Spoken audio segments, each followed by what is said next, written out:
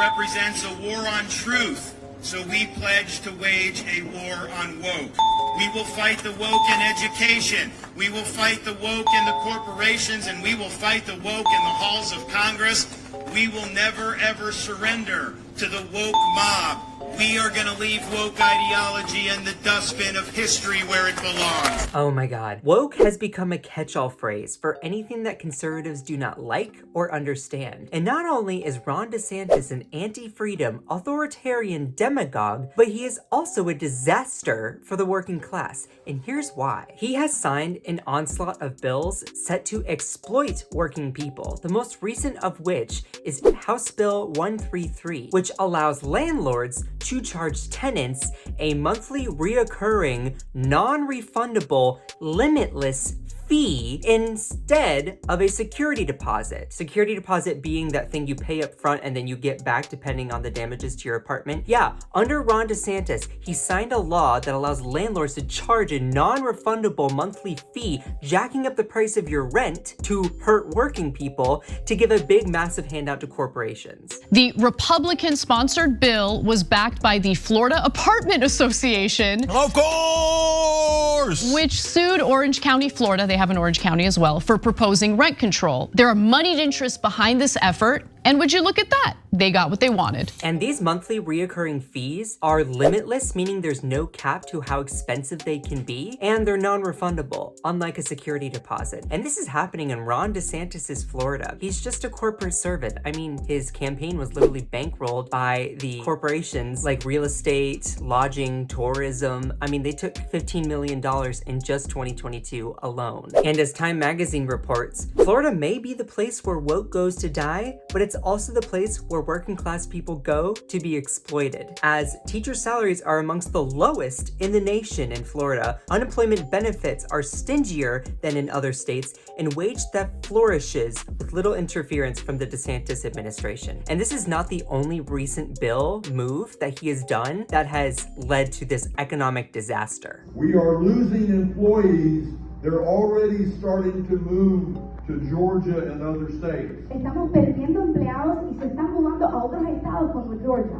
It's urgent that you talk to all your people and convince them that you have resources, state representatives, and other people that can explain the bill to you. That bill being SB 1718, which cracks down on employers who have 25 or more employees that may be illegal immigrants that are farm laborers or construction workers, cracks down to prevent them from actually being employed through the state. And cheap immigrant labor is a huge part of Florida's economy. So after passing this bill that has led to the protest of Hispanics across the state of Florida, it has led to an uncontrollable economic disaster for all the people in Florida, including those who are working class folks that have now been demonized. SB 1718 has upset the Hispanic community so much that they have stopped working, leading to trucker boycotts, empty grocery store shelves, farms not being tended to,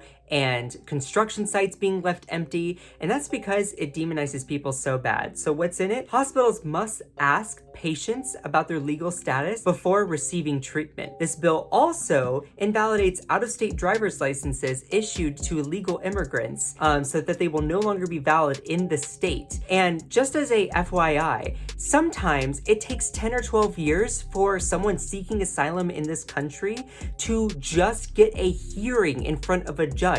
And this bill makes it illegal for me to transport illegal immigrants to even that immigration hearing. And as you'll see here, this bill is a political bill. It's meant to scare. It's meant to scare and intimidate Hispanics. Now that Hispanics are actually protesting, they absolutely are going bonkers, saying, come back in this clip. This bill is 100% supposed to scare you. This is a bill basically to scare people from coming to the state of Florida.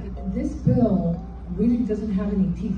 We are losing employees. They're already starting to move to Georgia and other states. And these are just a couple examples of recent days. Ron DeSantis has also passed a bill to get rid of the resign to run law, which allows him now to run for president as well as continue being the governor of Florida. So not only is he destroying the economy of Florida, but he's a career politician that is only in this for himself. And he distracts his voters with anti-woke MAGA nonsense in order to bait them while he robs them blind, jacks up their rent, and exploits working people. See past the BS and just see past the BS. The economic conditions of Ron DeSantis' Florida are not being talked about enough, as we do tend to focus on all of the social implications of the Don't Say Gay laws, the Stop Woke Act, the targeting of trans Americans, which is all incredibly rightfully just. However, we also have to acknowledge that he is a disaster economically when it comes to Florida.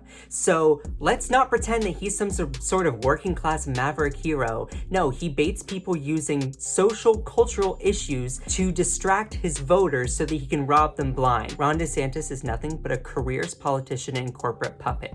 Don't be fooled. My name is Scott Johnson. You can find more of me on my YouTube, which is in the description below, as well as my TikTok. We hit 67,000 followers and had a great live this morning. And most importantly, do not forget to smash that subscribe button to the breakdown.